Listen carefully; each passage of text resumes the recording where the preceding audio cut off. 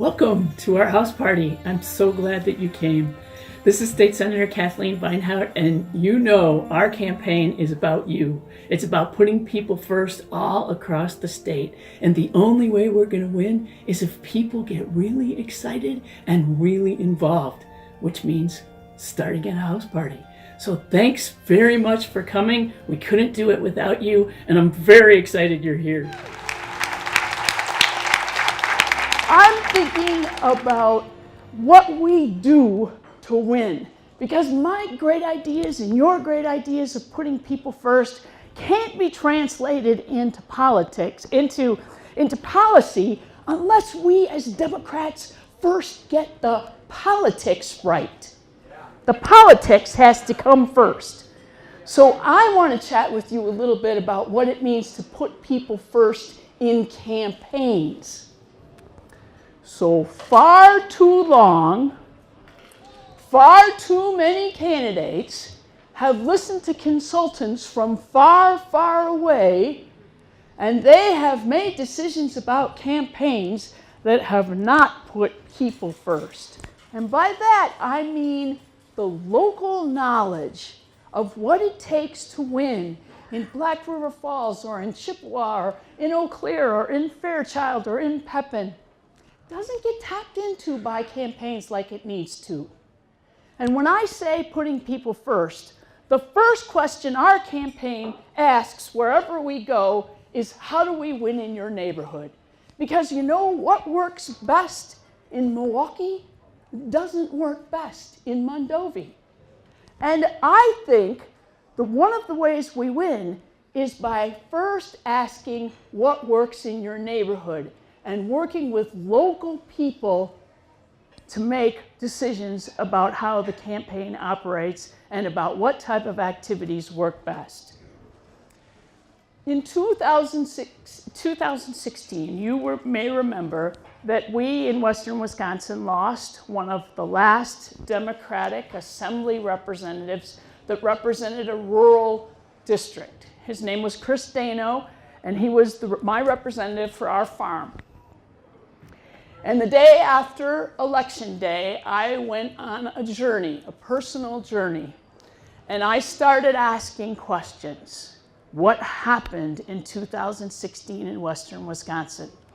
And I talked in kitchen tables and county boardrooms and all across Western Wisconsin. I talked to county clerks, I talked to election judges, I looked at the ward level data, and I sat in the Trempealeau County Courthouse, and Trempealeau is the center of his and my district, the Assembly District.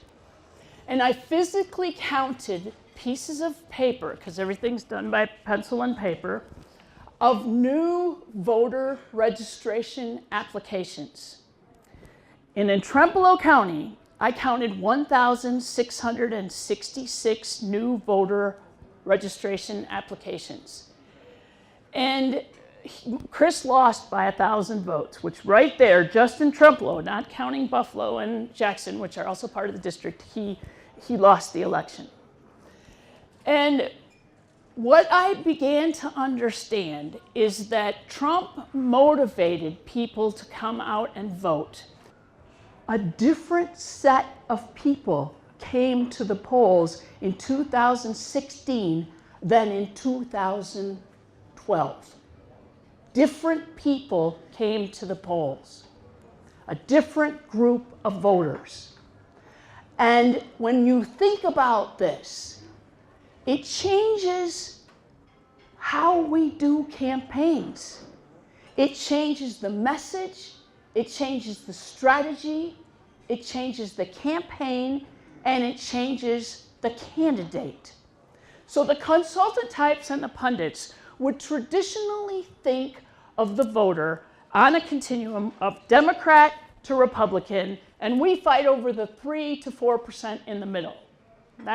And we only talk to the folks that have already voted and in a previous election. Imagine with me a different way of thinking.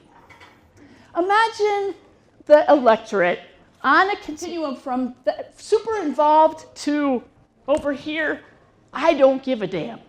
They all sound the same. It doesn't really matter who I vote for because they're all the same. And then imagine that we can take a voter who says, I don't give a damn, and move them to voting. And we can take the voter who votes and says, let's put up a yard sign. And the next voter, oh, I'm going to go down and make phone calls. And if there's one lesson I learned by my journey, it was to think about how to motivate the person who didn't vote in 2016. And I found them, and I bet you will too. I've talked with them. And you know what I learned? They want us to be more democratic. They want us to be more progressive. And we need to share with people a vision that makes a real difference in people's lives, that really, really changes people's lives.